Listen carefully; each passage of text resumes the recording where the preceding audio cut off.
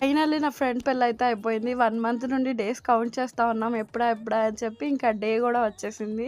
ఇంక నేనైతే ఇట్లా రెడీ అయిపోయాను. నేను ఆఫ్టర్‌నూన్ 2కే ఫ్రెండ్ వాళ్ళ ఇంటికెళ్ళిపోయా. నైట్ 8కి మ్యారేజ్ అయితే ఇంకా అది కాల్ చేసి రమ్మని చెప్పింది.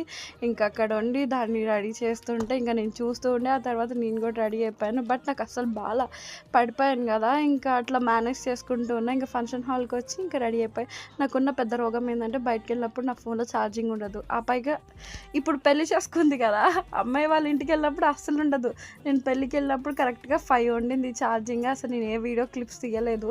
స్విచ్ ఆఫ్ అయిపోయింది. ఇంకా ఇంటికొచ్చిన తర్వాత ఇంకా డ్రెస్ అదంతా చేంజ్ చేసుకొని ఇంకా ఆకలేస్తుందని ఇంకప్పుడు 3 అట్లా అవుతుంది. ఇంకా దోసేసుకున్నా. ఇంకా పెళ్ళికి తీసుకెళ్ళిన లగేజ్ మొత్తం తీసి ఇంక మళ్ళీ రేపు రిసెప్షన్‌కెళ్ళడానికి మొత్తం సెట్ చేసి పెట్టుకున్నా. నాకు మెహందీ పెట్టుకోవడానికి కూడా టైం లేదు.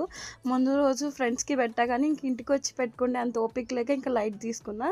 బట్ ఎందుకో పెట్టుకోవాలనిపించింది. ఇంకా పెళ్లి రోజు మార్నింగ్ ఏదో అట్లా పెట్టుకున్నా. కానీ మంచిగానే కలర్ అయితే వచ్చింది.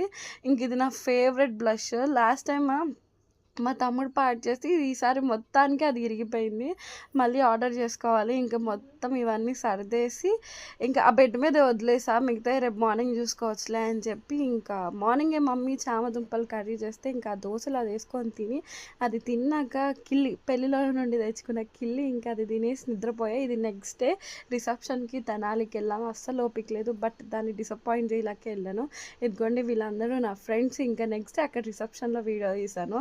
ఎక్కువ క్లిప్స్ కూడా తీయలేదు. ఇంకా మంచిగా ఫుడ్ అయితే ఎంజాయ్ చేసేసాం. హ్మ్.